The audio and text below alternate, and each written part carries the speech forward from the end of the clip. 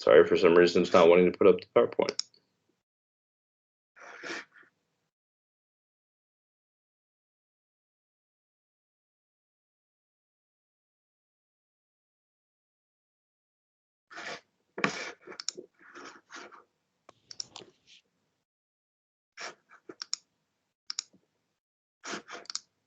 There we go.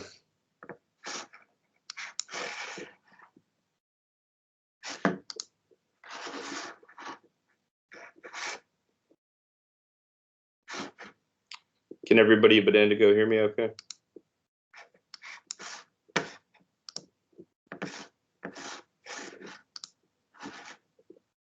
Okay, cool. All right, so like I said, we're going to talk about acute pain management, and then we're also going to talk a little bit about opioid-free anesthesia. So as I go through this, if you have any questions, as usual, just give me a shout and let me know. And we'll kind of touch on it. All right, so we're going to talk about a couple different things here, and some of it may be things you don't usually think of as resulting in pain. Part of it being, as we get older, you know, especially those Saturday mornings after a long Friday night, we feel a little bit older. But aging and specifically immobility can cause pain. Generally, it's very short-lived, and it's as a result of something you've done to yourself. But as we look at different populations, say, for instance, patients in nursing homes or those in the hospital that are immobile for a long period of time, it can become painful, either through the muscle atrophy itself or direct tissue contact. Other things we think of as causing pain, these are the biggest things: acute trauma, whether it be accidental or surgical induced. And then finally, disease states, dementia, frailty, osteoarthritis, all those things can come together and cause pain. And as an anesthesia service, we see ourselves getting involved in treating pain across the continuum. So it's no longer just treating pain as a result of accidents or surgery. It may be chronic pain management. It may be kind of looking for solutions after traditional remedies have failed. So as we go through this, we're going to talk a little bit about pharmacologic and non-pharmacologic treatments for pain. I tend to not be like overwhelmed with the holistic path, but I think at the same time, you can't ignore the fact that there are some things that are not medical that certainly work, and we shouldn't be ignorant to those facts. At the same time, we kind of have to recognize there's a place for everything, and it may not be for pain management. So just stop and evaluate everything just as you would with any other technique to determine whether or not it works. One of the biggest things we're going to talk about, and this is for every patient you deal with, is formulating a plan for pain relief. A lot of this is going to start hopefully before your surgical procedure begins, because there's a lot of factors that come into play here. It may mean PO medications, you know, having to give that patient medications the morning of the surgery. It may mean doing a prophylactic regional anesthetic block, planning to do a block on the back end of the procedure, using multimodal analgesia. And the other part of that is you have to look at the specific patient and their needs. And when we talk about the opioid-free anesthesia, you'll see how that really ties into it there, because those patients generally have a lot of external factors that affect our ability to manage their pain. And finally, we're going to use our knowledge of the different pain medication mechanisms to provide adequate pain relief to at-risk populations. Going along with the opioid-free trend, there's a lot of patients that have just had opioids thrown at them for a long period of time, and either they've fried their receptors or no longer work for other reasons. Maybe their tolerance is that high, or maybe they never worked to start off with. There are some patients we're aware that are just very resistant to pain management. And instead of kind of doping them up, we may need to consider looking directly at the source, whether it's treating the underlying cause or seeing if we're able to selectively isolate and block different nerves that are causing that pain. So acute pain is one of those top concerns. If you think back to last week when we talked about dissatisfiers for patients, you know, nausea and vomiting was on there, feeling kind of strung out was on there, but pain is always one of those top things that patients complain about. If I were to pick two things that patients and their surgeons don't want their patients to suffer from, it would be nausea and vomiting and pain. So it's certainly something we need to address. The other part of it, as I've said all along, is having a realistic expectation on pain.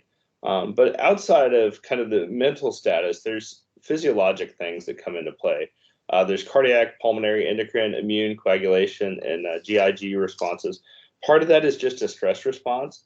The other part of that is that there's specific physiologic actions that occur as a result of that stimulation.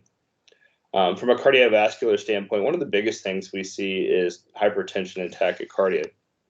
So if I take a patient that's under anesthesia, not able to talk to me at all, and I'm trying to determine whether they have an adequate level of analgesia or anesthesia, two of the biggest things I'm going to look at are tachycardia and hypertension. Specifically, if you have somebody that's under skeletal muscle relaxant, they can't move to tell you that they're in pain and it hurts, but you will see their heart rate and blood pressure go up. Other things that can cause that too, other than pain, it can be direct stimulation, whether they're working in the chest or around the heart, on carotid baroreceptors, any of those sorts of things can also cause some cardiovascular side effects. But the biggest ones we worry about are pain. So when you start addressing these on your patients, that's usually where you're going to start off, addressing pain, and then you look for other causes of tachycardia specifically. It may be fluid imbalance. The patient may be hypotensive, not hypertensive. They may need some resuscitation. And then finally, we start looking at like direct cardiac causes that we'll treat with beta blockers usually. Pulmonary standpoint, one of the biggest things we see on a pulmonary side is that patients are taking poor respiratory effort, so they're not taking deep breaths. And especially if you have somebody that's had thoracic injuries or chest surgery, this can be devastating because it quickly leads to pneumonia. So we're trying to figure out what we can do to address those complications without making things worse. So if you stop and think about it, you want to make the patient comfortable, but if you start giving them medications such as opioids that may decrease their respiratory effort, it can be problematic for you. One of the big things we're doing for these patients now is either thoracic epidural catheters or a single shot or continuous regional anesthesia with PEC blocks, rectorspina, a lot of those sort of things make a big difference. We're actually doing cardiopulmonary bypass cases with patients getting no opioids, which is very strange because for the longest period of time, opioids have been the hallmark of treatment for those patients. So it kind of affects things for us. On the gastrointestinal side, this is a double-edged sword because poorly managed pain can result in postoperative ileus. On the same time, one of the well-known complications of receiving opioids is ileus and constipation as well. So finding a fine balance in there is kind of important for you. Renal standpoint, urinary retention is a big one. And then the other thing you run into when we start talking about regional anesthesia is that a lot of our spinal and epidural anesthesia can also cause urinary retention. So it's hard to kind of troubleshoot some of these things. Pain can result in increased risk of thromboemboli, primarily because if they're in pain, they're less mobile. So we try and do what we can from a mechanical and chemical prophylaxis standpoint to reduce the risk of thromboemboli. But we also want to make sure they're comfortable so they're okay getting up, moving around. Pain results in impaired immune function. So somebody's already having a hard time fighting off infection and now they have less ability to do it. From a muscular standpoint, if they're in pain, they're going to have poor effort, which, as I mentioned, may increase the risk of thromboembolism. But the other thing is if they're in pain, they're going to start having muscle atrophy. They're not going to work as hard as they possibly could. So if I can take somebody and make them comfortable and get them to kind of get out of bed, start driving towards what we want as far as discharge goals, or whatever physical therapy sets that's beneficial for them. And finally, one of the biggest components here is the psychological factor. People are scared of pain. Pain will cause anxiety. It may be manifested by that hypertension and tachycardia. But pain and the psychological components are a huge thing. So even if we're not able to fix anything else, this may be something we look at. So when we start talking about pain, you may need to look from the psychological standpoint at other medications that may be beneficial for the patient, not necessarily something we traditionally think of as a pain medication. All right, so what is acute pain? Just a quick definition for you. And the easy way for you to remember is that it's just accidental or surgical trauma that's resulted in tissue damage. And it can come from any number of things. We're not going to get bogged down in that. But think about the process that happens at that point. And one of the important things for us to think about as we start addressing this process on your pain pathways is the multiple different levels that you encounter, because the medications we give interact at different points in that process. So we need to think at it as not just one specific thing, but the different levels of the process where we can make interventions and specifically address things. So a little bit about pain processing. So kind of starting on one end, Perception is when you start thinking about the integration of painful input into this somatosensory and limbic cortexes. Modulation is the pain transmission that alters the afferent neural transmission. Transmission is the actual action potential conducted through the nervous system. And finally, transduction is where the noxious stimuli are converted into actual potentials. So if I have something that happens, I'm initially going to have that noxious stimuli causing transduction. It will then be transmitted through the nervous system, modulated into the specific neural transmission that's required, and then it'll finally be perceived as a painful stimuli. Hyperalgesia is something we deal with on a not routine basis, but it's something we always kind of have to keep in the back of our mind. What two medication classes primarily cause the hyperalgesia we have to deal with?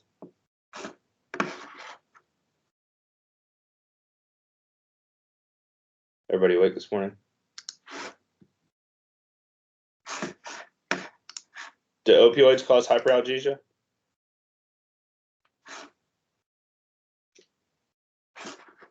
Sure. What two medication classes cause hyperalgesia? There are two big ones we deal with.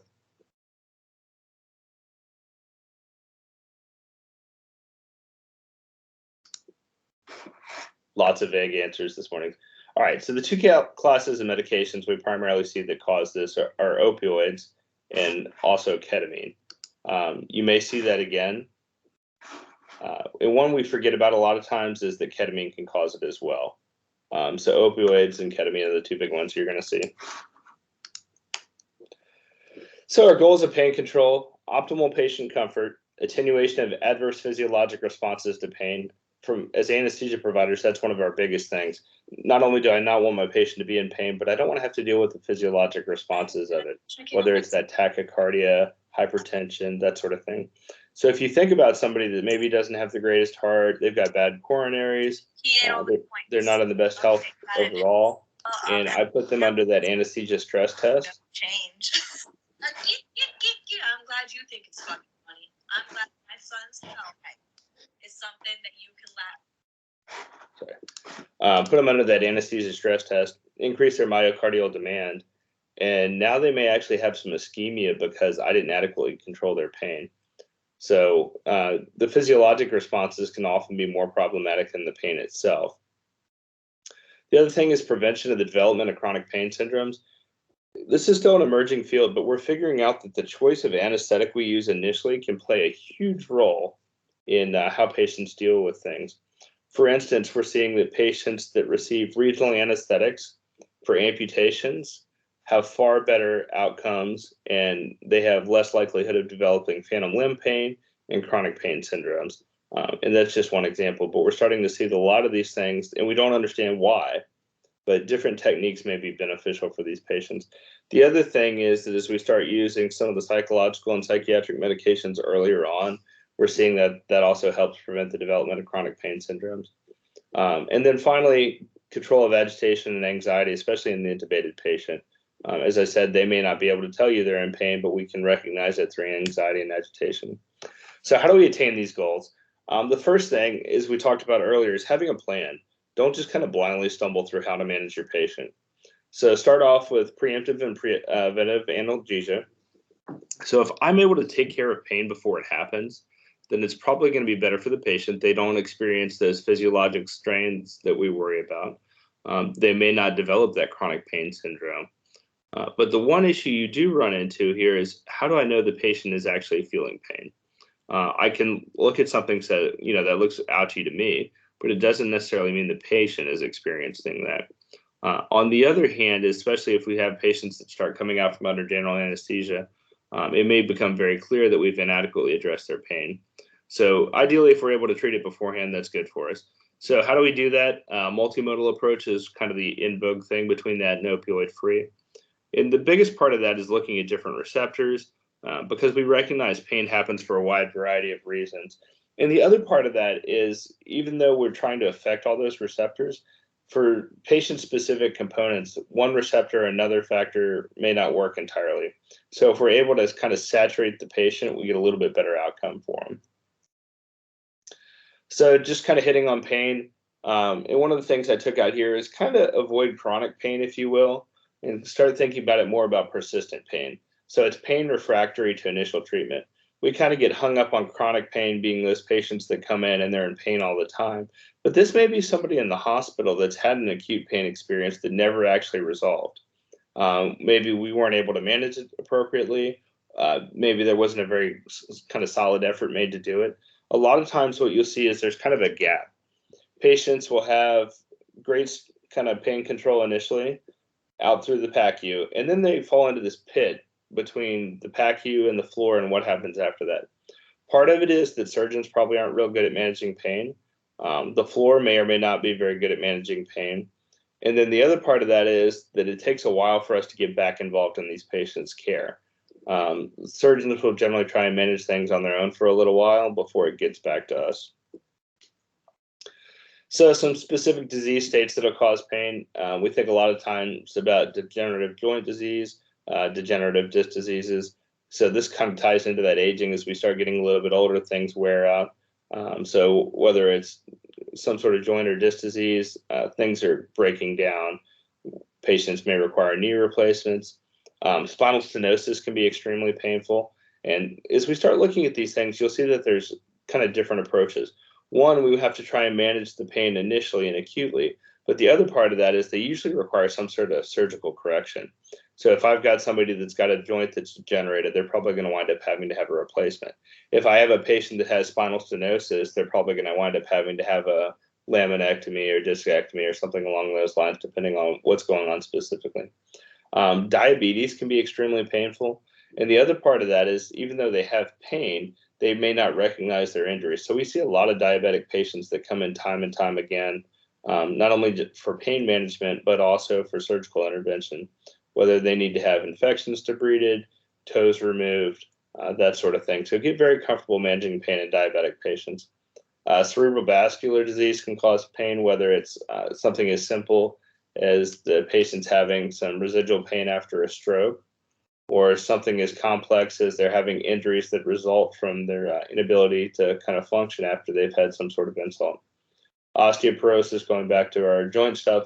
And then also that we also see a lot of patients, especially women, that become hypocalcemic and start developing osteoporosis later on in life. They may have pain from that as well, or it may lead to fractures that can cause pain. We're all aware that cancer is extremely painful. And a lot of the kind of widespread opioid use that we see is directed at cancer patients. Depending on where you go, there's different theories and approaches to pain management. As I said, for the longest time, everybody just got lots of opioids. And now we've probably gone too far the other way, that we're not treating pain in some patients, or we're not treating it quite as well as we could. Some hospitals will track specifically how many opioids or how much opioids you give. And so you've got to almost justify with some of these patients you're giving it to. Cancer is one of those things that will almost always qualify for it. Other things are going to be like acute injuries, so fractures, lacerations, that sort of thing. Heart disease can lead to pain, specifically angina. Rheumatic disease is extremely painful. Some of these patients will often be on chronic opioids, but they'll also have biologics and immunosuppressives and that sort of thing. Wounds can be acute and chronically painful. So if you think about somebody that's maybe paraplegic or bedbound, they may have chronic ulcers that are painful for them. So you can see how quickly this can kind of look at the whole patient and a lot of factors that come into play. It's not just a matter of things we usually consider for surgery. So looking at pain caused by immobility, one of it things, as we were talking about earlier, is loss of functional status due to dementia, CVA, DJD, fractures, amputations, surgeries, any of those sorts of things. And then the other thing is that you can kind of have acute things. So when we start looking at patients with peripheral vascular disease, these are almost on the same kind of continuum as the diabetic patients. We'll see them come in initially, they've got some sort of arterial occlusion, which is extremely painful. If you can think about sometime you've laid on your elbow or something and compressed the nerve a little bit, imagine that, but you're not able to resolve it. So we'll see patients that maybe they go into some outlying hospital, they figure out they've got a cold extremity. It's probably been that way for a couple hours already. It was painful. That's how they figured out there was a problem. Then they get transferred somewhere else where they can fix it. So a lot of times by the time we get involved in these patients, they're 3, 6, 8, 10, 12 hours out. It's extremely painful for them. It's hard for us to come back and overcome all that pain they've developed. The other issue you run into with some of these patients, that being one specific population, some of the orthopedic stuff is another, is that we have to be careful how we manage the pain to make sure we don't mask the symptoms of the underlying disease process. So if I have a patient that comes in and they've got a cold, painful extremity, they go for angiography, they're able to balloon it, open it up, put a stent in, what have you, and now they get good blood flow. I need to stop and think about the fact that if I do a regional anesthetic on that patient, that I may obscure the one symptom that brought them into the hospital, that pain. Another kind of common scenario we run into is orthopedic trauma patients, especially in the lower half of the arm or the lower half of the leg. They're at high risk for compartment syndrome. So one of the hallmarks of that is pain out of proportion to the injury. If I do a regional anesthetic on that patient, there may be a risk of me obscuring any sort of pain complaint from them. So it's just something you have to think about. I'm not saying don't do it at all, but make sure you consider that. And the other part of that is discuss that for whoever's taking care of the patient primarily. So big red flags that we run into as far as pain issues that may be rather profound. Pain that wakes the patient up is going to be bad. Immunosuppression can be problematic.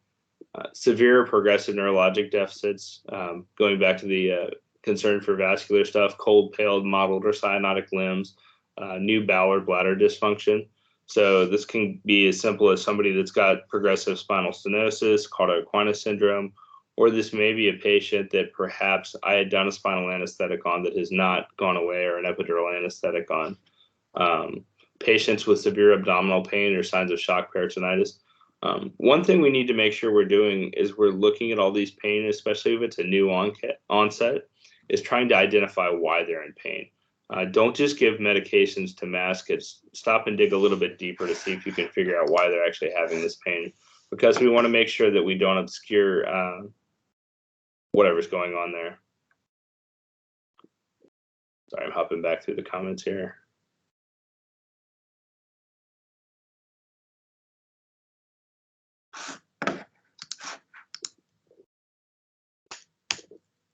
All right, we're just going to run through some of the farm stuff, and you'll see that there's quite a variety of factors that come into play here.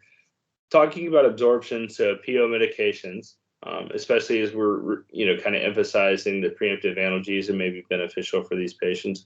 There's some patients that it may not be appropriate for. What patient populations do we see routinely that may have reduced GI motility and blood flow?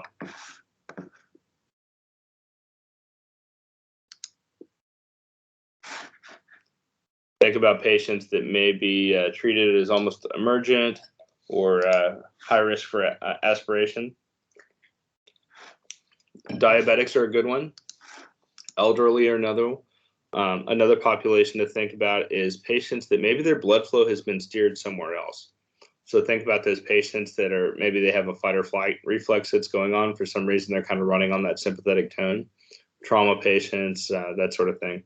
So some of those patients may not benefit well from medications that are given PO just because of that reduced GI blood flow.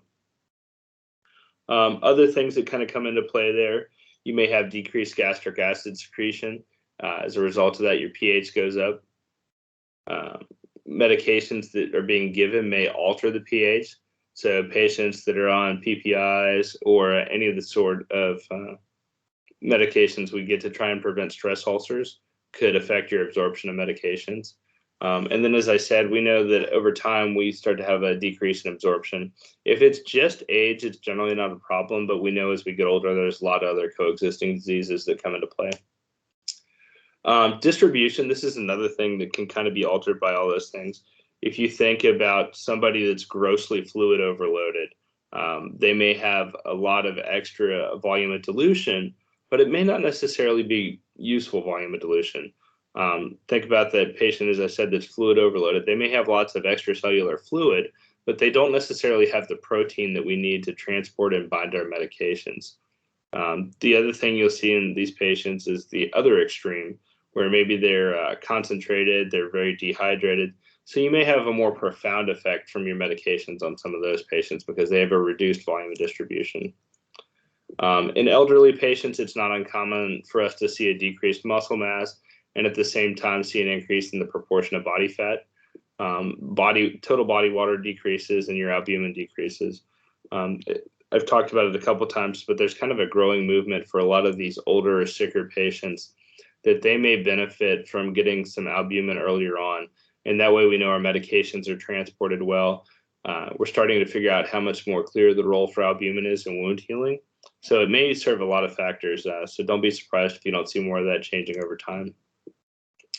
Metabolism, if you have somebody that's maybe hypotensive, has a shocked liver, maybe they drink a lot, it's not uncommon to see that substances aren't quite as easily converted as they would have been for somebody with a healthy liver. Elderly patients generally have decreased hepatic blood flow, and it's not uncommon as they start getting a little bit older that they have a decrease in the intrinsic metabolic activity, and liver masses may also be a problem for those patients, so keep that in mind. Excretion and elimination. As we get older, our kidneys don't work quite as well as they should. Other patients, if you've got somebody that comes in and they're in acute renal failure, stop and look at the causes before you start giving large amounts of medications. And the big thing we want to avoid when we start looking at all these things is to make sure we don't have a cumulative effect of all the stuff we've given. Specifically, if we're looking at local anesthetics or opioids, if it's something that doesn't clear out quite as fast as it should, it can be problematic for you. All right, so this is from the World Health Organization, and this kind of gives you a hierarchy to start treating pain. So initially what we want to start off with is something non-opioid if possible. I'm going to pull up the PACU orders from one of the hospitals, and you can look at it here in just a couple of minutes. I meant to show you guys the other day when we were talking about PACU stuff. But you want to start off kind of low and then work your way up. You don't want to bring the big hammer out if you don't have to start off with that. If you're able to address it with Tylenol or some low-dose ketamine or something like that, that may be more beneficial than giving somebody 10 milligrams of methadone.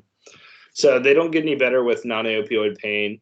This is when you start looking at kind of mild or moderate opioid dosing. When you're writing those PACU orders, it's not uncommon for you to have to provide a mild or moderate range, and that's how they're going to dose it. So whether you give a X medication, so say for instance, I'm giving fentanyl for mild pain and Dilaudid for moderate to severe pain, or you may just adjust your dosing range for those things. So, kind of keep that in the back of your mind.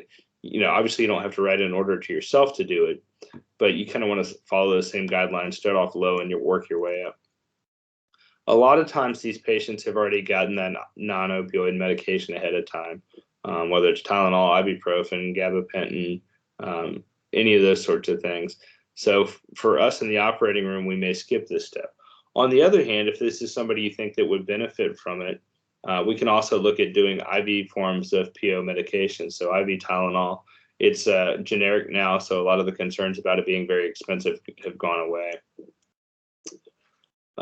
So just kind of giving a side-by-side comparison of the different types of analgesics.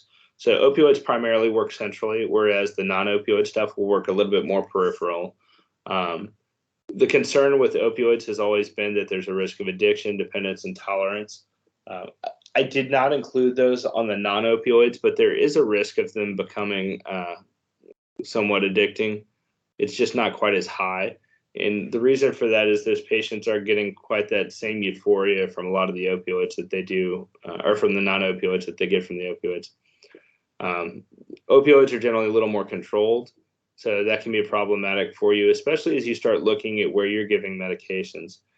As you get to kind of more remote areas of the hospital, some of the floors you may have to have a witness for certain medications, whereas the non-opioids are generally a little bit easier for the nurses to give. Big things we worry about from the opioids: sedation, respiratory depression, and constipation. The non-opioids generally don't have those problems, but they do come with some of their own. One of the biggest ones we worry about is gastric irritation and bleeding. So it's not uncommon for us to kind of cut back on some of those medications for patients with liver or kidney issues. The opioids specifically address the pain. They don't really look at the cause. So the non-opioids generally start off trying to target the inflammation itself. And then finally, with the opioids, you don't really get a ceiling effect, whereas with the non-opioids, you do. So what you start to see, and I'll give you a GWAS, for instance, Toradol, for the longest time, we were giving either 30 or 60 milligrams. And we figured out over time that the actual effective dosage to kind of hit that same point is 10 to 15 milligrams. So I'm getting the same analgesic coverage by that 10 to 15 milligrams as I am the 60. But as I start increasing the dosage, I increase the risk of side effects. So as we start looking more and more into the actual effects of these medications, don't be surprised if you don't see more of that. The other thing is, as you get out into clinical practice, you're going to run into people that either, one, have always done it this way, or two, somebody told them something and that's what they've stuck with, whether they actually looked it up for themselves or not. The Toradol is a big thing. It's kind of being discussed right now. So people, as I said, are always giving that 30 or 60 milligrams. And, you have the new young whippersnapper that comes out and it's like, no, you really only need to give about 15 milligrams. That's going to be challenged. So it's important. And one of the things for you guys to take away from the doctoral component of this is how to not only research things, but be able to support your conclusions. So if you have any questions about that as we get further into the research side of things, just let us know.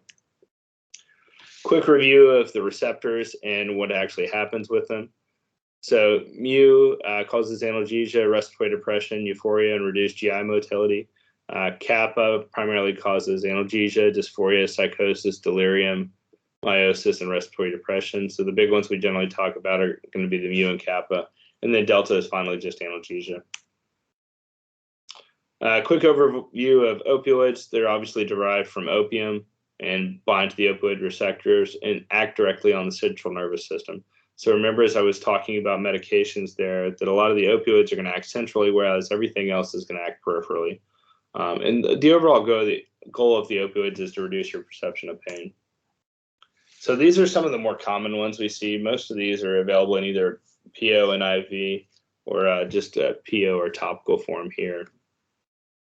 And we're going to talk a little bit later on about kind of transitioning patients between IV dosages and PO dosages and trying to figure out how you address pain preoperatively and postoperatively.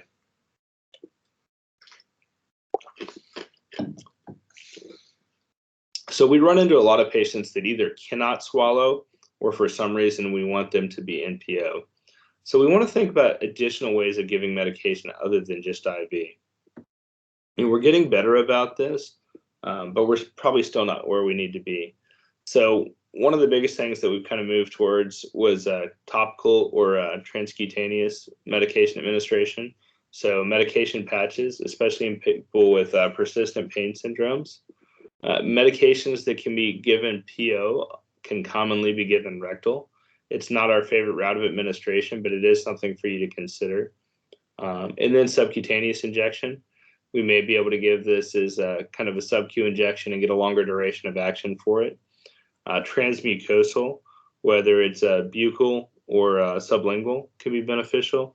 We're seeing patients that may not necessarily have the need for long-term pain patches, but especially in kids, we'll do a lot of like fentanyl lollipops or people that are kind of able to manage their pain. So you may see some like fentanyl pops or morphine pops that are being given for patients. These are our common parenteral opioids: morphine, hydromorphone, fentanyl, and methadone. Methadone for a long time was just kind of looked at as a drug to treat addiction. And what we figured out over time is that it may actually be more beneficial to give, especially for kind of these big cases. Think about like big spine cases or patients with chronic opioid abuse. They may benefit more from getting a single dose of methadone than me giving large amounts of fentanyl or Dilaudid or morphine. And part of that will be dictated by your choice, and the other part of it's going to be the practice where you go. There's some hospitals where you don't have IV methadone available, so that makes it a little bit harder to give. And then there are other places where you may not have methadone available at all. So if it's somebody that you're comfortable that they're going to need that medication, you can give it PO up front, but it may not be the most beneficial thing. So you've got to look at a lot of those different factors. All right, so benefits of long-term opioid use. Big thing is reduction in pain. You have fewer episodes of kind of severe pain spikes or breakthrough pain. With that being said, it means the patient is using their medication consistently. Otherwise, what you do see is kind of waves where they'll have no pain, pain's controlled, and in between they can run into a lot of that risk because it's not uncommon for them to accidentally overdose as they're trying to treat that spike. So if you can kind of hit a steady state for those patients, it's a little bit better for them. As they get to that steady state, you tend to see an increase in functionality. So those patients, because they're not having those up and down swings, are able to be a little bit more productive. With that being said, there are probably some things they shouldn't be doing while they're using long-term opioids, operating machinery, heavy vehicles, that sort of thing. Probably a bad thing, but it happens every day. So the other thing for you to keep in mind is you may see these patients that are on chronic therapy come in after an accident where maybe they had taken too much medication, they'd taken medication and mixed it with something, they were dehydrated, they didn't eat, any of those sorts of things can come into play. So you may have a chronic opioid abuser or user that comes in for something accidental. It may not be for a chronic issue that they're dealing with. The big risk associated with opioids, dependence and addiction are two of the ones we talk about a lot. Overdose is certainly always a possibility. And you start to get into kind of a fine line because it's not uncommon for patients with chronic opioid use to also have some psychological component to it. And those two things together can increase the risk of either intentional or accidental overdose. Withdrawal. So withdrawal from opioids can be extremely painful, but it's generally not life-threatening. If you've never seen anybody withdrawing, they're generally very shaky, tachycardic, nausea and vomiting is not uncommon, but it generally in itself is not life-threatening. With that being said, if you take that patient who may, be at high risk of a cardiac event, and now all of a sudden their heart rate's really high, they're vomiting, so their fluid status is low, those factors can contribute and make it life-threatening. So you want to make sure that, especially if it's somebody that's about to undergo anesthesia and they're in opioid withdrawal, you want to stop the case and evaluate things before you go any further. If they're not in opioid withdrawal and you're seeing those symptoms, you also want to stop and figure out why. That's not somebody you would have put under anesthesia. The opioid use can lead to delirium. And then finally, with chronic opioid use, you can start to have that hyperalgesia we were talking about, and you can actually have worsening of pain. So how do we prevent and treat the side effects? Choose the twofer. So what I mean by this is start looking at medications that can be used for multiple different things. And, if you're able to get a combination medication where you have Tylenol with maybe some sort of opioid medication, that may be more beneficial than just an opioid on its own. Rotate opioids around, so don't keep patients on the same medication for long periods of time. You may need to look at additional pharmacologic interventions. And then finally, look at non-pharmacological stuff. Help them understand their disease process. See if they can identify triggers that lead to increased pain. Tramadol is kind of a special medication that's come back into vogue. It's a synthetic that binds to opioid receptors. And while it's there, it inhibits the reuptake of serotonin and norepinephrine. So you need to be cautious of anyone that's high risk for serotonin syndrome and giving them tramadol. It is renally excreted, so that can be problematic for you if you have kidney issues. It's a Schedule IV drug, so it's a little bit lower down the addiction pathway, but it also still has a potential for abuse. And then two of the bigger concerns we're starting to worry about here is that use may lead to hypoglycemia. And finally, even at regular doses, it may cause seizures. What other opioid do we give or have we given in the past that can either cause seizures or lower your seizure threshold?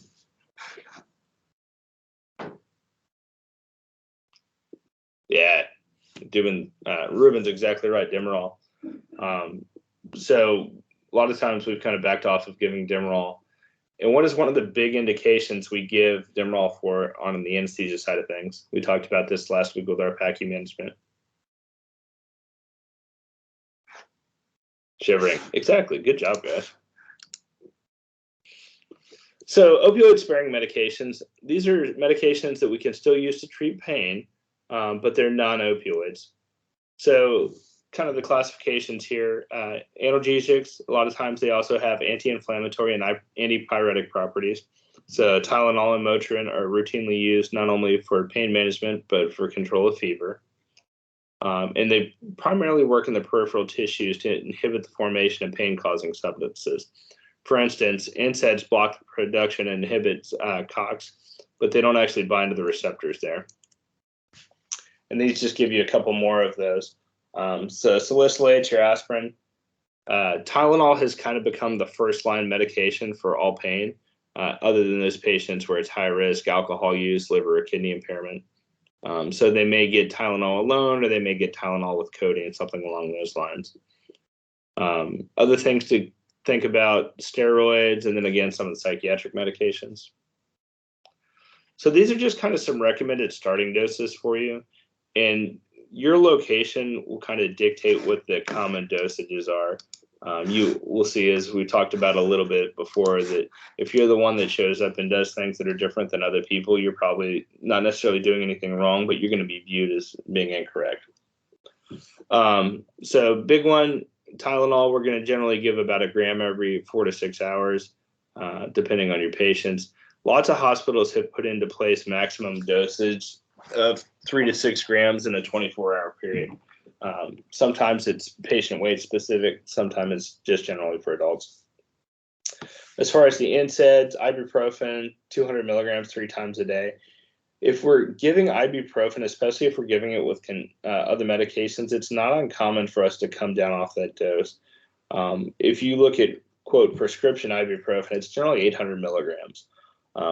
Talking about ceiling effects, we figured out that 600 milligrams, which is non-prescription, is equally as beneficial for patients as 800 milligrams without a lot of the side effects.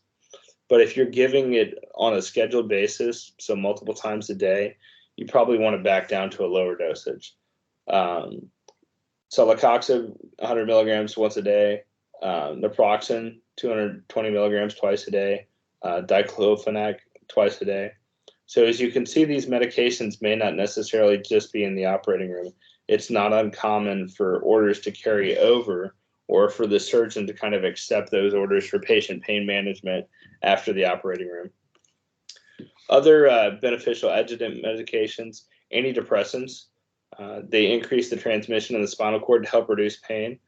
They don't work right away, though. This is some of those things that it takes a little bit of time. And they also come with side effects. Big ones, think about neurological stuff, dizziness, drowsiness. They may result in decreased appetite, dry mouth. So that can be problematic for you, especially if you look at an elderly patient.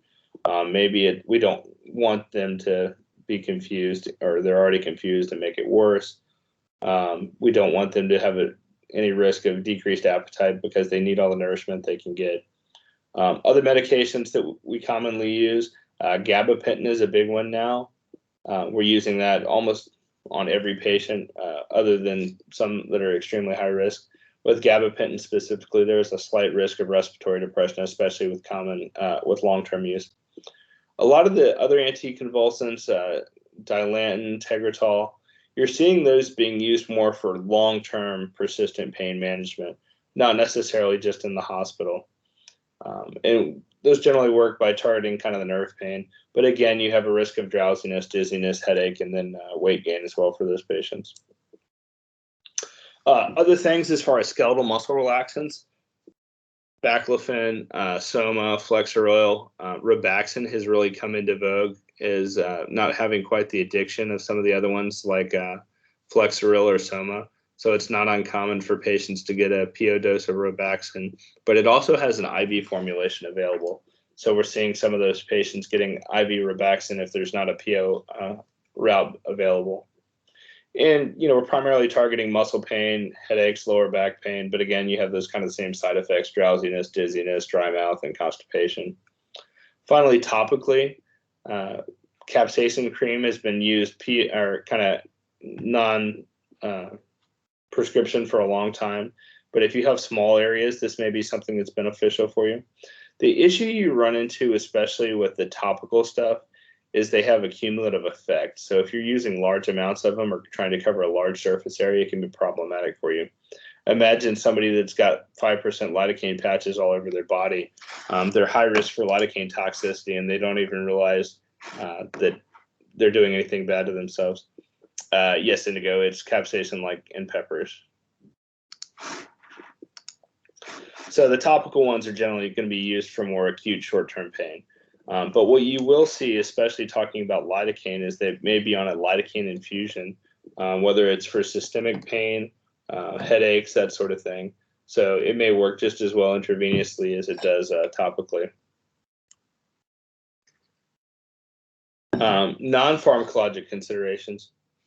As I said, I'm not real big on holistic stuff, but I think there's certainly some things that come into play here that are beneficial, and we need to just not poo-poo ideas because we're ignorant to them. Menthol topically, as we discussed before, massage or range of motion, whether it's just through the release of endorphins or actual comfort or the range of motion to keep those joints active for those patients, I think massage can be pretty beneficial.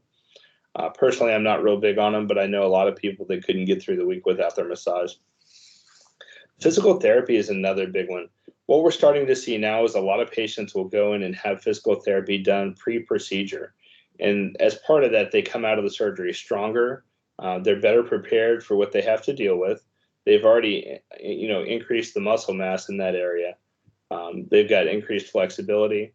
So it's not uncommon for PT to follow almost every surgical patient, even if it seems like something you wouldn't need PT for. Relaxation techniques, whether it's just something as simple as music, lighting. There's several studies out there looking at musical choices in the operating room, even in patients under general anesthesia, or the recovery room. Hypnosis has been implicated as playing a role in some sort of especially for patients with persistent pain, that they may get some analgesia from that. Acupuncture, acupressure has long been used by some of the Eastern countries as a means of addressing pain. We may use radiation therapy. A lot of times there, it's actually targeting the nerves. I have nerve blocks here, not thinking about regional anesthesia, but thinking about pressure points on nerve blocks. You'll see sometimes patients will have bands, bracelets, or different devices that help compress or stabilize the nerves that be causing pain. Heat and cold. This is one of those things that had kind of gone by the wayside for a long period of time. It was almost like mom's home remedy. But we're seeing patients, especially after big orthopedic cases, that are coming out and they're getting almost immediate cold therapy. They may have it's called a cryocuff or any of the other kind of trade names, where they have a brace that circulates cool water, ice cold water through there to help reduce the inflammation. Aromatherapy, again, may be beneficial for patients. It's kind of not necessarily a medication, but a mind-altering substance to help them kind of think about different things. Psychotherapy, some of these patients, especially with persistent pain, need to be seen by kind of those outside the immediate medical circle. And then yoga and Tai Chi, again, if they're able to have some distractionary techniques, some stretching rolled into it, it's almost a nice combination because they've got a little bit of physical therapy. They've got something to kind of take their mind off of what's going on. So there's a lot of different things you have to consider. Don't just get bogged down on you need to use medications for patients.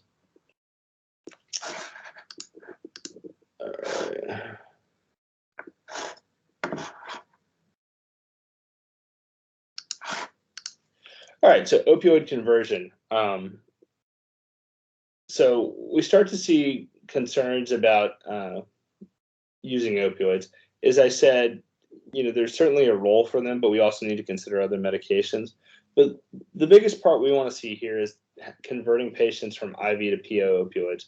You obviously can't go home on IV opioids, especially in the hospital. We want to try and get patients off of IV stuff as soon as possible. From the patient side, there are some barriers to the use of opioids. There are obviously people that are concerned about the side effects, the biggest one being addiction. And specifically in patients that have a history of current or past substance abuse, maybe not necessarily opioids, but any other substance, they may be concerned about getting opioids. I've had multiple patients that have come in and said, hey, I had a drug problem in the past. I'd rather you didn't give me any opioids at all. And I try and be very respectful of that. Generally, those patients will deal with things a lot better on their own, especially if you're able to honor their wishes. And then the other part of that is like when we talk about non-opioid anesthesia, we can address pain without opioids. It's just going to require a little bit of different thought process on our part. Some people may have known someone that overdosed and died, and as a result of that, they kind of have a significant fear of opioids. So again, that's something we want to consider. And the other part of that is just making the patient comfortable. If it's just alleviating that fear, I'll be there with you the whole time. We'll use responsible doses of medications. A lot of those things we need to stop and look at for that patient and respect their wishes. Whether it's giving a patient a blood transfusion or not giving them opioids, I think, we need to make sure that the patient, again, is our center of care and that we respect their wishes. Look at the care plan and tailor it to each patient. If it's something I can do a regional anesthetic for, that's great. But we're seeing kind of a mixed balance right now. Surgeons are wanting their patients up and moving faster and faster.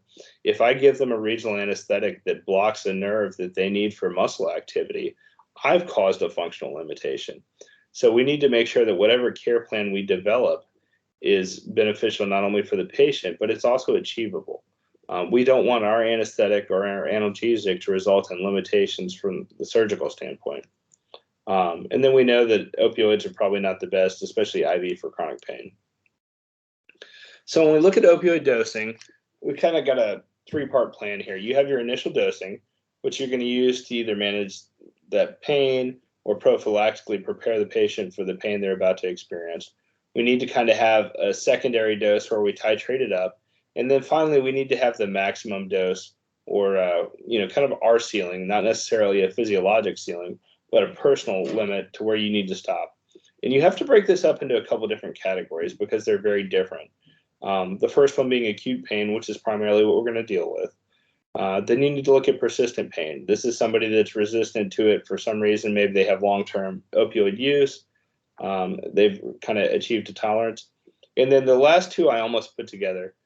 For cancer pain, a lot of times they're going to be more functional than they will be for kind of end-of-life pain or hospice type stuff. So you may not have dosages quite as high, but it's not uncommon when you start getting into that hospice type setting that patients aren't aware of what's going on. And the medications that are being given are extremely high dosages. And while we may not necessarily be involved in this, we need to stop and look at it and think about, are we giving that dosage of medication for our comfort or for them? Just something for you to think about. So recommended starting doses of stuff, and this is for PO medications, morphine, oxycodone, hydrocodone, 2.5 milligrams every 4 hours. I'll show you a chart here in just a minute that kind of shows you the IV versus PO. And when we start looking at this, we want to try and make sure that we're hitting that steady state as soon as possible. So get your scheduled dosages in there. We certainly don't want to force medications on a patient, but what we also don't want them to do is skip a medication dosage and then have breakthrough pain and us have to kind of overshoot our goal. Another thing to think about is going back to those kind of different tiers of pain. When do we want to start long-acting opioids? If this is somebody with an acute pain issue, they may not require long-acting opioids at all. If this is somebody with more of a persistent or terminal thing, we probably want to start the long-acting opioids early. That way we can decrease our dosing times and achieve management a little bit earlier on. Another thing for us to think about is patient-controlled anesthesia. I know from a nursing standpoint, this is kind of one of those hated things because it's a nuisance for us. But from the patient standpoint, it provides kind of some nice things for them. They feel like they still have a little bit of control over what's going on. There is a safety measure usually built in by some sort of inability or limit to not exceed a certain number of dosages. So a max dosage there. So a lot of times what you'll have is an underlying or a basal rate, and then that the patient's able to administer stuff. Other things that we have to be cautious with, more than once I've walked in on the nurse who didn't want to deal with the patient and was hitting the PCA for him. The patient was obtunded and we went back and looked and the patient had pushed the button multiple times. So that's something else for you to think about. From the hospital standpoint, we use these a lot of times post-operatively, either to manage patients after surgery or somebody that's maybe in the hospital for a long period of time going through multiple surgical procedures. Think about somebody with burns where they're requiring multiple trips to the operating room. Something like a PCA may be good for them. Another population we see this a lot of times with, or patients with sickle cell or chronic regional pain syndrome. They may benefit from a PCA as opposed to constantly requiring nursing involved intravenous dosages. And then for patients that are kind of end of life, using a PCA may allow them to go home but still have some pain management. So this just kind of shows you an across-the-board comparison of oral and parenteral analgesics for perioperative pain. This is not a dose-to-dose comparison, but it does kind of give you dosing ranges for these things, just to kind of make you think about stuff. This is not necessarily a testable thing, but what I do want you guys to do when you start looking at your test is think about appropriate dosages for patients. Some of these medications are weight-based, so just kind of a general reference for you. When you start looking at things, we try and make med math easy in medicine. So for instance, if you look at fentanyl, it's 1 to 2 micrograms per kilogram. Morphine is generally going to be 0.1 milligrams per kilogram. We try not to come up with obscure dosages that make things difficult. There are exceptions, like etomidate is 0.3 milligrams per kilogram. It'd be nice if they came up with a dosage that was a little bit easier for us, but that was how it worked out.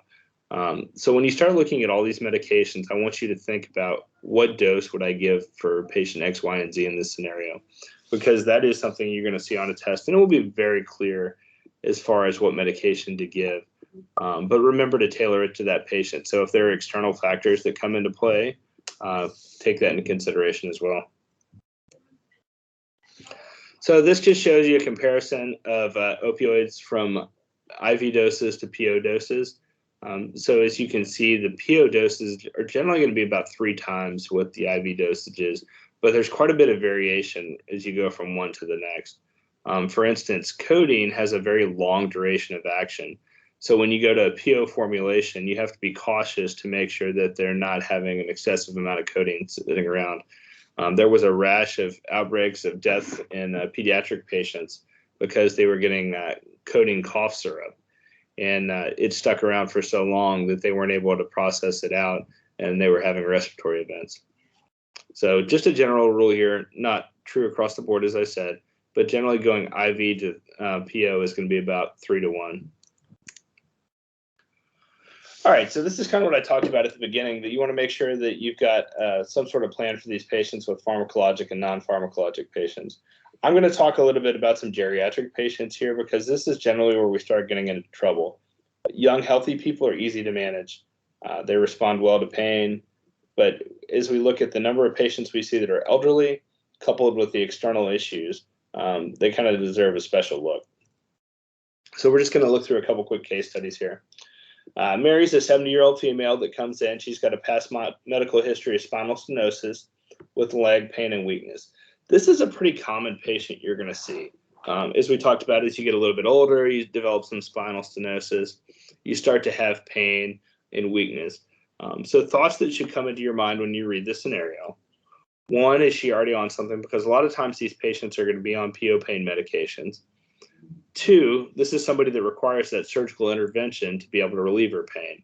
And then 3, when I see weakness or any sort of deficit, I want to make sure I get a very detailed assessment of what weakness, what deficit she has, and document such. So how does Mary describe her pain? A lot of times when you have nerve pain, it's going to be described as either burning or just kind of like a deadening sensation. You think about when you fall asleep on your arm, it's there, but it's just not quite as sensitive as it used to be. And then as you start to get restored blood flow to that nerve, the nerve's not compressed anymore. You kind of transition from the dead feeling to the burning feeling. A lot of times people with neuropathic pain will describe those two things. So what else do we want to know about Mary? Like I said, things to think about for her. What other medications does she have? And then what other medical history? Because that certainly comes into play as well. We know she's 70, so she's probably got a little bit of a delayed gastric emptying, some impaired GI motility. So pain medications may be a problem as given PO. The other thing we want to think about, if she's having a spinal procedure, how is that almost always going to be done, positioning wise?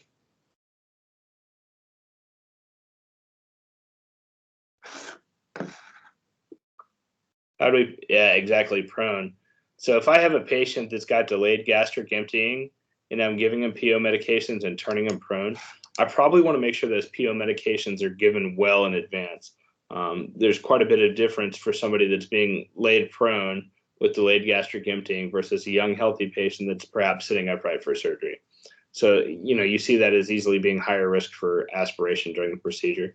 So things for us to give Mary for her pain. What did I say was a good starting medication for her or for any of our patients? What's a good one to start off with? Yeah, exactly. Start off with some Tylenol. If this is somebody, maybe timing doesn't work out, we can always give IV Tylenol if we get past the point where we're comfortable giving a PO medication. But I certainly would not overlook Tylenol for any of these patients. Other things that are pretty common here, gabapentin. And then another thing I would probably consider for her is the use of Robaxin or some sort of muscle relaxant as well. Again, available as an IV formulation as well if you miss the PO deadline. All right, good job. So a little bit different perspective here. David's 86 years old. He's got end-stage dementia. He's bedbound. He's contracted. He's dependent in all of his daily activities. He's eating less, so he's got poor nutrition, and he just kind of moans with care. And as a result of him being bedbound, now he's got a new stage 5 DQ that's going to have to be debrided. What do we want to think about for this patient? Yeah, hospice is probably a good choice. Unfortunately, we're going to have to deal with the acute stuff right now. So one thing we get into trouble with, especially with patients with dementia, is whether we, by bias or intentionally kind of assume that these people don't have pain or we can ignore the pain. They're still feeling pain. So, you take somebody that's paraplegic, quadriplegic, they may not have muscle tone or muscle movement, but they may still have sensation.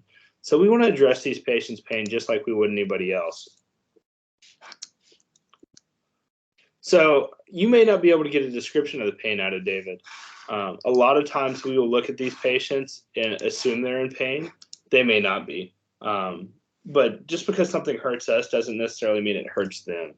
So things to think about for David. With his dementia and everything else, PO pain medications may not be an option.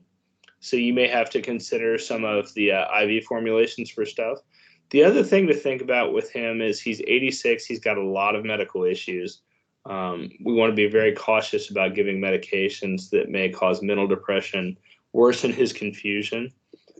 So somebody like this may benefit from something like dexmedetomidine.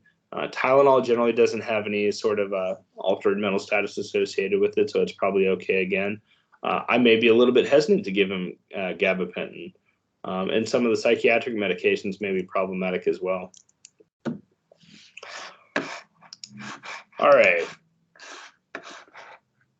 So Jack's a 65-year-old with squamous cell lung cancer with progressive mets into his pelvis.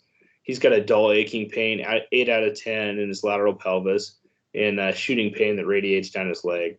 The pain limits his mobility and it awakens him from sleep. He doesn't seem to have any focal motor or sensory deficits. When they get an x-ray, that it confirms that there's a big lytic metastasis in the lateral pelvis. So these are patients that a lot of times will not necessarily get involved with because of their cancer itself, but dealing with other things. He may come in to have a thoracotomy done. He may come in to have a debulking of tumors. Any of those sorts of things can come into play. And now we're having to treat his pain, not only from the surgery, but his existing pain as well. So things to think about. He's got pain that's waking him up from his sleep. So at baseline, his pain is not well controlled. So even if we're not able to get him under control in the hospital, long term, he needs to get to somebody that can help manage his pain because whatever he's doing right now is not working. So good things for us, there's no motor or sensory deficits. So we're not quite as worried about him falling. On the other hand, he's got a lytic lesion in his pelvis. So it's not uncommon for that to cause some osteoporosis and weakening of the bone. So we worry that if he did fall, or maybe just as something as simple as turning the wrong way, may result in a pathologic fracture. So things I would think about for him, this is what he's been taking PO coming in. Intermediate release morphine, 30 milligrams every 4 hours. And that was working until last week. So he takes it every 4 hours. However, when he's taking it, he's only getting a couple hours of comfort. What comes to mind when you start thinking about this? What may be beneficial as far as PO pain management for him? Do you think this is somebody that would benefit from long-term opioids as opposed to kind of intermediate acting stuff? The other thing is, if he's getting a 30 milligram dose, it may be inefficient. He may need to move on to something that either works a little bit longer. So think about like oxycodone or methadone, something like that. Something else, depending on specifically what's going on with this patient, as we have patients that are headed towards the end of life or almost palliative, it's not uncommon that we'll actually go in and either lyse or ablate nerves, because instead of this patient having to take ridiculous doses of opioids, they may benefit from those nerves being addressed directly. Other things you may see, implantable pain pumps done for these patients. That way they're kind of able to hit a steady state. And it's not uncommon for those pain pumps to actually release the opioids neuraxial. That way they're getting a lower dosage as well. So there's a lot of things that kind of come into play for these patients. And as you start adding in chronic opioids, it can certainly make things a little more problematic for you. So flipping back to PCAs, this is something that looking at David might be beneficial for you. David? Yeah, sorry, Jack. Might be beneficial for you. He may be able to go home on a PCA, whether it's kind of the large external PCA we think of, or that smaller implanted pain pump, and give him a little bit better quality of life. So things to think about here, as I said, you kind of have different dosing scales, but your bolus dosage is one thing you want to think about. So that's how much medication the patient gets when they push the button or somebody else is pushing the button for them. The lockout interval is kind of that time between dosages. So this is your ability to prevent the overdose or at least reduce the likelihood of it. And then finally, a continuous infusion. So this is how we hit steady state for those patients, whether it's a couple milligrams of morphine an hour or some fentanyl, Dilaudid, what have you. But you're going to kind of use that as your steady state. And then you'll use that bolus to help manage breakthrough pain. Maybe the patient's moving around, they had some sort of direct painful stimuli. That helps you address that specifically. If you're giving analgesics neuraxially, your dosages obviously change quite significantly. So things for you to think about when you're giving medications neuraxially, you want to first of all make sure they're preservative-free. The two most common ones we use neuraxially are going to be fentanyl and then morphine. Morphine is commonly dosed as Duramorph to find that preservative-free version. The fentanyl, ironically enough, a lot of times is not preservative-free, but it's being used, especially if there's not Duramorph available. Dosing varies quite a bit, but again, it goes back to that regional practice. So a lot of times with your intrathecal doses, if it's Duramorph, it's going to be 0.1 to 1 milligram. Fentanyl, a lot of times it's going to be 10 to 20 micrograms. If you're using it as an epidural medication, you can give higher dosages. And you'll see that a lot of times opioids are being given in continuous infusions now as part of the epidural process. Usually in my practice, what I will do is give a patient 10 micrograms of fentanyl. I primarily do continuous spinal epidurals. So I will give 10 micrograms of fentanyl as an intrathecal injection. And then I will bolus the remaining 90 micrograms into the epidural. And then I may go on and put some into the bag as well. My personal experience has been with the prolonged epidural opioids that you tend to have a higher rate of hypotension and itching. But this may just be personal bias. When you get out, you're going to figure out what works best for your practice. And I encourage you to try different things. If you go to multiple clinical sites, maybe one place uses opioids in their epidurals and another doesn't, see what you like the best. Likewise with, fentanyl versus Duramorph, you may figure out that you prefer one or, think one's the devil, any of those sorts of things. But experiment with different things and see what you like the best as you get out there.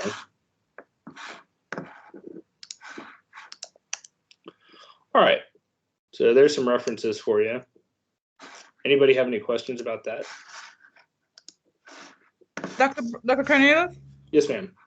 I wanted to ask a question. I know I did ask it in the comments section. It was regarding when you were saying, am I echoing? it was regarding the hyperalgesia when you talked about the thing opioid and ketamine Mhm. being the two classes that can cause it. So my question is, when can we see that, and at what dose? I know Ruben did say something about maybe from Dr. T's lecture that that opioid is usually, you see that maybe when related to chronic pain, but is there, Yeah, it's when can usually we not look? going to be with single dosages or somebody coming in for outpatient procedures. It's going to be somebody that's either on opioids all the time or is been in the hospital long enough that they've developed a little bit of a resistance to it. With that being said, it could just be a second dose when they have that hyperalgesia. But the thing for you to, one, just keep that in mind as part of your differential diagnosis. So if I'm giving somebody opioids and they're having hyperalgesia, I may consider moving to a different opioid or a different medication altogether to try and avoid it. It's more just to have an awareness of it than it is to, I don't want to give a second dose of opioids because of the risk of it. Does that make sense? It makes sense in regards to opiate, but what about the ketamine? Is it the same thing too? Yeah, it's generally the same thing. The nice thing with ketamine is there's not a whole lot of people that are using ketamine legitimately at home, so your risk of it happening is a little bit lower. I'm pulling this out of my backside, but I think there's generally about 20 to 40% of patients are at risk of opioid-induced hyperalgesia. With ketamine, I think it's significantly lower just because there's not a whole lot of patients that are using ketamine outside the hospital. Thank But you. I don't have a specific, number. All right, what else do we have? So one of the things that we're starting to see more of with chronic pain treatment or persistent pain is the use of ketamine infusions. We're also seeing it used for PTSD and some of the psychiatric stuff. Patients will go into ketamine clinics and in a monitored setting, they'll get an infusion of ketamine. It's generally not very much, 50 to a couple hundred milligrams over a couple hours. They'll stay there and go home. And it seems to be offering some promise for persistent pain management as well as some of the psychiatric stuff, especially PTSD. Comment about gabapentin is a bad drug for shorter procedures. It's generally okay as single dosages. You get a little bit of respiratory depression, a little bit of somnolence, but it's generally the people that are on it long term or in escalating dosages that have a lot of those problems. But if you have somebody that's kind of high risk for something to, high risk for respiratory depression, or especially in combination with other medications, you may want to avoid it. I have personally never used Precedex in a spinal anesthetic. There's a decent amount of places where they're adding it into either a spinal or a regional block. You will see that things in medicine, there's, you kind of run into interesting stuff. A large amount of what we do is what's considered off-label, which means it hasn't specifically been tested, but that doesn't stop people from doing it. So use of Precedex, Decadron may be off-label for regional or spinal stuff. Clonidine is off-label. You will see a lot of that stuff being done, even though it's not fully evaluated. With that being said, it doesn't mean it's wrong. A lot of times when that stuff gets done, that's almost the way of it being investigated, is not necessarily through a full study, but somebody trying something. No, there's not necessarily a huge risk as far as litigation for using drugs that are not recommended for interaction anesthesia like Precedex. You'll find that a lot of things that have always been that way, there's not a whole lot of research that supports that as well. And it may just be a matter of somebody hasn't tested something. So as a result of that, it's not recommended. It doesn't mean there's any ill effects to it at all. It just means it hasn't been fully evaluated. All right, so the next lecture, we're going to talk a little bit about opioid-free anesthesia. And some of the other medications we've talked about here will be a little bit clearer. And part of what we're going to talk about in here is kind of looking at different, I don't want to say care plans, but different thought processes for you to look at these medications as you're kind of designing your anesthetic for these patients.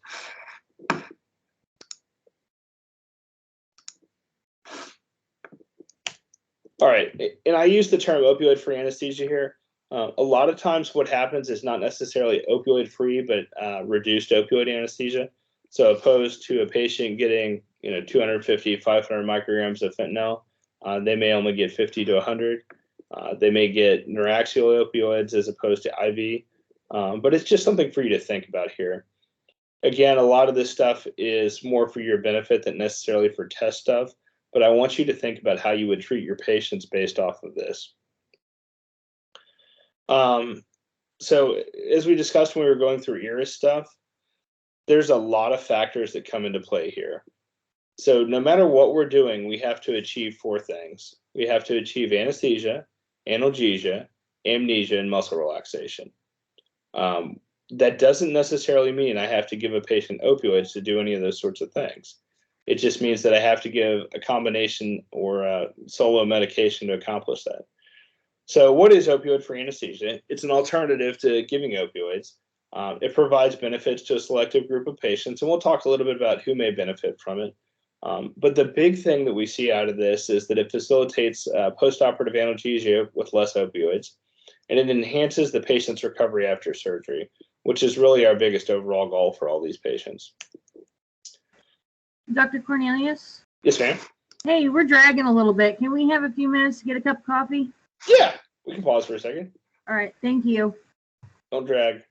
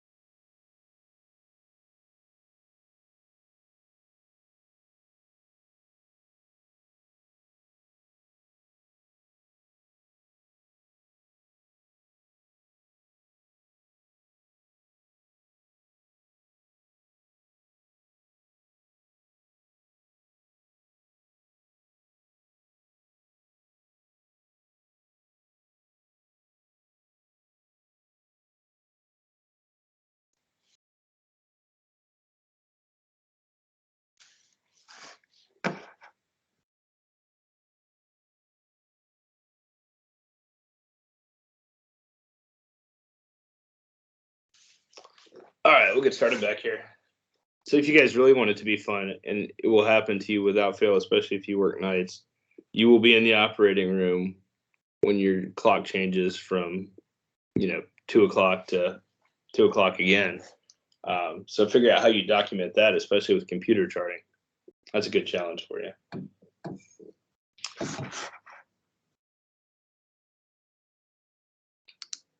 All right. So back to talking about the unwanted effects of opioids. The biggest things that we start talking about are nausea, vomiting, which we know is a big complaint from patients post-operatively, almost as much as pain, dizziness, and constipation. And constipation is really the one that kind of sneaks up on people after they get out of the hospital they didn't even think about. Other things that can cause problems, opioids can exacerbate any sort of obstructive sleep apnea and increase its severity. So maybe you take that patient that's got a little bit of OSA and send them up to the floor. They're on opioids for pain. And next thing you know, they start having a little bit of chest pain because they were sleeping a little bit more. And next thing you know, they've got an MI or some sort of cardiac strain and they're getting cath. So if you can try and avoid things that make things worse, it's good for you. And the other thing is, we know that after you receive one dose of opioids, it instantly alters your brain chemistry. So it could be something as simple as developing a tolerance, or it could be other stuff that we haven't even fully explored yet as far as part of the chemical dependency and, mental changes that can come from it. So just looking at the receptors and kind of the effects that we don't like, as I said, all the opioids pretty much lead to respiratory depression, may cause inhibition of peristalsis, so risk of constipation, increased risk of nausea, vomiting, urinary retention, itching, chemical dependency. So all sorts of bad things that can come out of them. And you'll see these kind of pop up in varied amounts. Some of the bigger ones, as I alluded to earlier, especially like with your OB patients, is going to be the itching and rash. We think that occurs as part of the histamine release, but it's kind of poorly understood. So you may encounter that, but you may not. It just depends on your practice. As I stopped giving more opioids, I had less problems with it, but I've still had total, spinal or epidural anesthesia where I gave no opioid, still had itching. So it doesn't fix everything for you, but it does help reduce it. Respiratory depression, we know why that happens. One of the things for you to think about here is talking about opioids on the upper airway. As we start talking about the obese patients in the next couple of weeks, you'll see how clinically significant the administration of opioids can be. But at the same time, some of those non-opioid medications that can cause altered mentation can be equally problematic. And this just shows you kind of prevalence of sleep disorders and how opioids can impact that. And this is just what it looks like when somebody's respiratory pattern is obstructing. And we know that patients that are on chronic opioid therapy have about a 0.25% higher chance of having some sort of sleep apnea, whether it exacerbates their underlying stuff or just their body habitus and activity level is limited by the opioids. But you can see how that can become clinically significant pretty quickly. So this is a little bit about kind of those mental things that happen with long-term opioid uses. You almost get a desensitization, which is that tolerance. And as I said, it can happen very quickly, and it can happen over a varied amount of time. And it lasts for a varied amount of time. Patients can almost reset their clock if they've been off of opioids long enough, but not everybody is able to do that. So, as I said, tolerance can be sustained days to weeks after a single dose of opioids. And then eventually they're going to wind up with some sort of chemical dependency, whether it's intentional, as in the case of illicit use, or accidental in the case of medical administration. This is a little bit more about opioid-induced hyperalgesia. And it's caused by chronic exposure to opioids. And what you get is a paradoxical response where a patient getting opioids may actually become more sensitive to certain painful stimuli. So at that point, you can try using different medications, different opioids. It may be similar to the pain they're experiencing already, or it could be totally different. And it kind of helps explain why we start to see the loss of opioid benefit in some cases. And this is looking at patients receiving fentanyl. And they were just doing a cold pressure test pain. So they were essentially pressure infusing cold fluid into folks to see what kind of pain it caused. Kind of weird stuff. I don't know who would volunteer for stuff like that. But so what we figured out from this is that they start to have, even in perfectly healthy people with no sort of existing issues tied into that, that there is an increased risk of the opioid-induced hyperalgesia. So indications for opioid-free anesthesia. We talked about this a little bit earlier, history of narcotic abuse, patients with known opioid intolerance, obese patients where we're concerned about sleep apnea, patients with known hyperalgesia, history of chronic pain, and those patients, it may just be that we're not able to effectively manage their pain with opioids. And the benefits of it, you have less anesthetic requirements and analgesic requirements postoperatively, enhanced recovery after surgery, decreased rate of PONV, decreased rate of pulmonary complications. So anybody with existing respiratory stuff, I would probably consider it. Decreased histamine release, so you have less rate of allergies, anaphylactic reactions. And the patients are actually more satisfied from things, which is maybe one of the most important things. Maybe they have a little pain, a little nausea, but they're more satisfied with their anesthetic plan. Contraindications to it, being allergic to any of the medications, that's pretty straightforward. Just avoid that medication. Relative, any sort of autonomic failure, you want to be a little bit cautious just because some of the medications can affect that. Cerebrovascular disease, two components there, and it ties in with our cardiac stuff next. If you're not careful when you're using opioid-free anesthetic techniques, you have an increased risk of hypoperfusion. So it's not uncommon to have to run these patients on a vasoconstrictor, usually phenylephrine, during the case. Primarily, it's because they're going to get either an opioid, or not an opioid infusion, Precedex infusion or propofol, and those medications tend to cause some hypotension for you.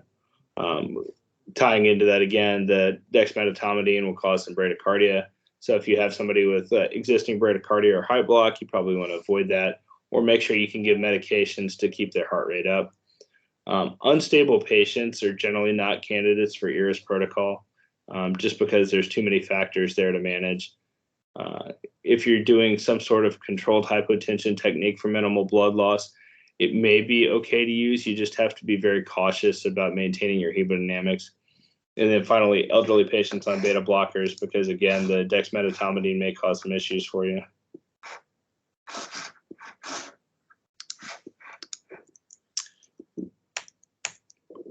All right, so we're just going to kind of run through some of the medications and talk a little bit about the dosing scales. We're all familiar with ketamine. And usually what we're going to do here is kind of lower dosages. Dosages less than 0.5 milligram per kilogram are known to reduce postoperative analgesic needs, and especially in patients that are already opioid tolerant. So if you have somebody that's already got chronic pain issues, ketamine may be a very good choice for you. In 5 or 10 years, when we use ketamine to treat a lot of patients, I'm not sure we'll be able to say that. But for right now, it seems like it probably works pretty well. So what you see with that is a reduction to 20-25% in pain intensity, and a significant decrease up to half in analgesic consumption for about 48 hours after surgery. And that's from single dosages. You also have an associated decrease in PONV. You have a risk of some of the psychomimetic effects, hallucinations, nightmares, emergence phenomenon, but generally they're not going to happen at lower dosages. So usually what I will do is start off with a 0.5 milligram per kilogram bolus on induction in these patients, and then redose at 10 to 20 milligrams every hour to 2. We talked a little bit about gabapentin. again, talking about ceiling effect on these patients, a lot of times you're going to max dose at about 600 milligrams. You're going to go ahead.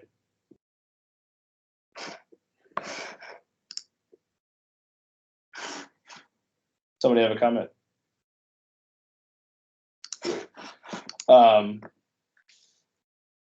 So max dose at about 600 milligrams, again, beneficial for reducing your opioid consumption during the first 24 hours, and also helps out with a lot of those unwanted side effects. But as we mentioned earlier, you do have a risk of dizziness and sedation, especially in kind of longer management or longer cases. Intravenous lidocaine, there's some dosing variation here as well. Usually the patients are going to get 100 milligrams in induction and then an infusion at 1 to 3 milligrams per kilogram per hour, or just milligrams per minute. And it can be continued up to 24 hours. So this is when you really start to see things that are a little bit more labor intensive. Giving PO medications up front requires a little bit of work for you. You've got to make sure you get the order in, follow up and make sure it's done. The pre-op nurse has to do it. When you start getting into these infusions like the lidocaine, the dexmedetomidine, and a lot of that stuff, it's going to be extra things for you as you're preparing for the case, which for the first case of the day is generally not a problem. But when you start looking at turnover time, it can slow you down, not necessarily significantly, but a little bit. And all those little things are adding up for you. So for your facility to start implementing URIS and opioid-free protocols, everybody really has to get on board. You have to have processes in place to make this happen. Whether it's something as simple as just making sure you have lidocaine in the Pyxis, or having enough pumps, because if it turns into a constant struggle, it's very hard to do. Big cases, we found that lidocaine infusions work well. Abdominal surgeries, and this is one of those big things where we worry about that postoperative ileus. And the other part of that is that we've seen if they get that lidocaine infusion for about the first 24 hours, that they may remain pain-free for 72 hours postoperatively as well. Usually a lidocaine infusion in combination with some sort of regional blockade will result in a pretty good anesthetic post-procedure. One word of caution for you. If you're using intravenous lidocaine and you intend to use Exparel or bupivacaine, you're going to need to stop the infusion about 20 or 30 minutes prior to doing your block because of a risk of. All right, magnesium. It's a non-competitive NMDA agonist, and as a result of that, we're starting to see that given preoperatively or pre-procedurally, it blunts a lot of the reflexes that cause pain. There's quite a bit of variation as far as the dosing goes for patients, but this 30 to 50 milligrams is a good solid place to start. And places may give it as a bolus dose up front. My practice, I usually give 2 to 4 grams. Other places may actually continue an infusion afterwards of 6 to 20 milligrams per kilogram. Some places until the end of surgery, some places for 6 to 24 hours. It seems to do a very good job of reducing the overall anesthetic requirements in addition to the analgesics. But one thing for you to keep in mind, especially in patients where you've used muscle relaxants, is it's going to prolong your duration of action. So it's not uncommon to encounter patients being a little bit weaker in PACU after they've gotten magnesium, especially if you do a continuous infusion. So make sure you adequately reverse any sort of neuromuscular blocking agent you've given the patient. Alpha-2 agonist, we talked a little bit about this earlier. Dexmedetomidine is the most common one that's being given. There are some places that, due to cost concerns, are not using Precedex, they're using clonidine. It may be PO or it may be as a patch. My personal concern when you start using a lot of these medications, PO or as a transcutaneous absorption, is the difficulty in removing them if you start to have adverse effects. So if I have somebody that's profoundly bradycardic and I'm on an infusion, I can stop the infusion and eventually it will resolve. If I've given them a PO clonidine, I can't do that. So that's something else for you to consider. On the other hand, you may not have Precedex available to you. So you kind of have to look at different things. As far as the dosing, a lot of places will use a half microgram per kilogram loading dose. My personal experience has been if I avoid using that loading dose and just infuse it over the case, that I'm able to reduce a lot of the hypotension and bradycardia that people experience with that loading dose. That may not be true for everyone's practice, but that's been my personal experience. The other thing is, a lot of times, to kind of ease the logistical stuff, I will not infuse my Precedex as an infusion. I will give it as a slow IV push. And I'll work in, depending on the length of the case, 20 micrograms, 40 micrograms over the duration. And that helps me from a logistical standpoint still be able to achieve the same result, but while decreasing the workload. Beta blockers, and we're specifically talking about esmolol here because we know that some of the others are beneficial, but esmolol seems to do a little bit better job.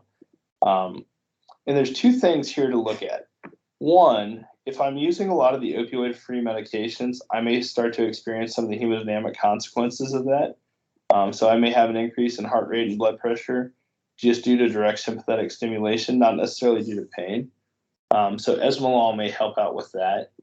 And then the other thing is that we know that it helps reduce opioid requirements as well. But it's poorly understood how. But as I said, you will see esmolol primarily used as the beta blocker for this. The caveat to that is if you have a patient that's getting dexmedetomidine, they're also getting esmolol, those two are going to have a synergistic effect. It's going to decrease your cardiac output, and as a result of that, and accompanying that, you're also going to have some bradycardia. So you have to be cautious giving both these medications. You will see some places they give a large weight-based bolus of esmolol at induction. Other places, they may just work in smaller doses throughout the case. So this is kind of an outline for you of what an opioid-free anesthetic induction looks like. About 10 minutes before induction, so think about as you're kind of rolling back from holding maybe, give the patient Precedex bolus, so 20 to 30 micrograms. Prior to incision, you're going to give that lidocaine bolus of 100 milligrams. As I told you guys when you were in sim lab, if you were with me, I usually give everybody 100 milligrams as long as it's not a ridiculous dose. So you start giving that, and that kind of buys you a little bit of time if you are going to do a lidocaine infusion before you get to it. For induction, propofol, 2 to 2.5 milligrams per kilogram. And then after that, kind of for hemodynamic stabilization, this is when I'm going to give my lidocaine bolus, my magnesium bolus. Neuromuscular blockade is needed. You will find if you don't give a neuromuscular blocker that without the lidocaine or without the fentanyl, you may have to give a little bit of esmolol, and you may have to topicalize your airway as well. And then other things you want to try and make sure you get in before the surgical incision or the noxious stimuli. 10 to 12 milligrams of Decadron, 75 to 150 milligrams of diclofenac. The Decadron is far easier to come across. I've only come across 2 hospitals where I had diclofenac available to me easily. As I said, in induction, a lot of times I will give 25 to 50 milligrams of ketamine and then 10 milligrams every hour, again, further reducing my workload. There are some places out there that have pre-mixed medication bags with a lot of these components in there. So you may have Precedex, you may have ketamine, you may have lidocaine, may have magnesium, all of those in one bag. That's when you start getting into a little bit more of the off-label stuff being problematic from my perspective. And the bigger issue there is I have 4 medications, so if I have a reaction, it's very hard for me to tell which one it is. But as I said, that may be the practice somewhere. So medications to keep around, another beta blocker, and then the biggest thing is something to address hypotension if it occurs. So maintenance of this patient. For sympathetic blockade, continue your dexmedetomidine infusion or give clonidine IV PO, topically, what have you. Lidocaine infusion, magnesium. You're going to usually maintain these patients on an inhalational agent. Now, what you'll see a lot of times, especially if you're doing almost like an ERIS approach for this, is they'll get a half to 2/3 MAC of the inhalational agent, and then it's going to be accompanied by a propofol infusion. And that combination together seems to be a little bit more beneficial than patients just getting propofol or just getting the inhalational agent. Continuing to infuse ketamine over the next 10 to 12 hours, or at least throughout the duration of the case. And then if the patient hits that 6-hour mark and they haven't gotten any Tylenol, consider giving more during the case. So this is a fairly new trend. You know, it's been around for about 10 years now, but it really didn't come into vogue until about 5 years ago. And we're starting to see that the European countries picked it up pretty quickly, and it's kind of spread out from there. America is slowly getting on board with it, but it's not as well adopted as some of the other places. And this just talks a little bit about using it for different stuff, using it for lap choles, breast surgeries. And then the other thing we didn't talk about here is that a lot of times the other component of these opioid-free anesthetics is going to be a good regional blockade. I'm not going to get too far into those since you're going to get into the Maverick stuff later on this semester, but it greatly affects your anesthetic and analgesic plan if you're going to be using a regional blockade. I would encourage you, if at all possible, to do that pre-procedure. It may not always work out that way. It just kind of depends on your locality. You know, if you're in a solo practice and you're the one that has to do the anesthetic as well as the block, you have to kind of plan out your day for that.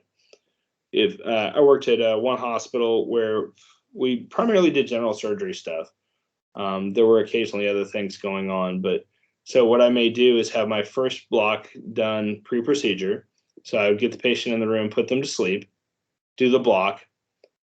Other case, if I just had two, I would do it on the back end of it. And a big part of that is that you're going to see surgeons totally support this until it starts to interfere with their schedule or progress. So you need to figure out a way to make sure that you can accomplish this, but not hold things up.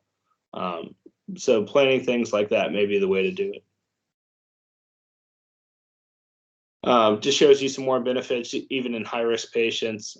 You can imagine those patients undergoing bariatric surgery are already high risk for opioid-associated sleep apnea, respiratory depression, and then chronic pain or persistent pain as well. So they benefited pretty significantly from the use of opioid-free procedures. This is an ongoing study that I have not found the publication of it. So it was not done in the United States, so it's a little bit harder to find things. But at least what they were working on for breast stuff was that they were going opioid-free by using esmol and metoprolol instead of fentanyl. And we'll see what it comes up with. When you start looking at studies, you'll see a lot of times that things don't move quite as fast as they thought. So when they submit that clinical trials, they may not have been able to progress their study as quickly as possible, and then getting it out to publication takes a little bit longer afterwards. So barriers to practice. As I discussed, you may see a little bit of an increase in provider work and labor because of doing other things. There may be an increased cost of opioid-free therapy. Some of these medications, running somebody on a Precedex or a propofol drip may be more expensive than using a volatile anesthetic agent. On the other hand, if you're able to get that patient out of the hospital quicker and they do better, you wind up saving money overall. But when you start looking at specific anesthetic costs, you may actually see an increase using opioid-free techniques. This is still a new thing, so there's still lots of research that's ongoing. Lack of training. When I went to school, there was no sort of education as far as how to do an opioid-free anesthetic. Most programs don't talk about it. When you get out to your clinical sites, you will run into lots of people that have never done an opioid-free anesthetic, think it sounds like, hocus pocus, hogwash, whatever you want to call it. And if you're able to convince them or somebody else in the practice does it, you'll be kind of amazed at how well it works. And eventually you'll get people to adopt it. But adopt what? There are kind of personal preferences, but there's not very clear guidelines for a lot of this stuff. So figuring out how you're going to do it and what you're going to do can be problematic for you. All right, so as I said, you've got a pretty significant benefit potential to certain populations and helping to avoid the untoward effects from opioids. Big thing, keep an open mind. This is still growing and developing. So if you start looking at projects, this may be something beneficial for you. I know Ashland's already looking at magnesium stuff. But this may be something else as you start looking at the different components of it that may be useful for you as far as scholarly projects. All right, and there's a whole bunch of references for you. All right, questions and comments. So what you will see, sometimes the pharmacy is able to mix stuff for you or do things that offer a financial advantage for the hospital. For instance, dexmedetomidine generally comes to 400 micrograms and 100 mLs. If I'm only going to use 20 to 40 micrograms for a case, the pharmacy may be able to draw up under a sterile hood 20 microgram syringes or 40 microgram syringes. And that way they have some cost benefit as opposed to me using a 400 microgram bag every time and throwing away 90% of it. So that's an option. Depending on where you go, the pharmacy may be able to pre-mix other stuff for you as well. Yes, adding propofol to an inhalational anesthetic does change your overall MAC because you get a synergistic effect between the two. So think of MAC not necessarily as a component of just your volatile anesthetics, but an overall mental state. So I know by adding the propofol that I'm going to decrease the MAC of my volatile agents, but it's not a very clear, adding 100 micrograms per kilo of propofol doesn't decrease my MAC by X. It's all very patient specific. So this is when you have to stop and look at those external factors, make sure the patient has an adequate amount of medication on board to not have recall, and then kind of guide based off of hemodynamics. Other things that may be helpful for you at that point, the use of like BIS monitoring to try and evaluate stuff. So next comment, seems like a lot of outpatient places I've worked at don't even have MAG, Dex, IV Tylenol, or ketamine. Is that your experience? It varies quite a bit. And really what it takes is somebody coming into those places that's able to demonstrate the benefit for these patients of having those accessories. I would be surprised if they don't have basic stuff. So IV or PO Tylenol is pretty common. Now that IV Tylenol is generic, a lot of the cost advantages of giving IV versus PO has kind of gone away. When it was really expensive, it was easy just to give PO Tylenol. Magnesium's found in a lot of those places. Precedex may not be. It may be a matter of somebody coming in, and usually it's going to have to be a surgeon or somebody that can demonstrate the benefit for patients before they get everything else. But there is quite a bit of variability from one place to the next. What other questions do you guys have?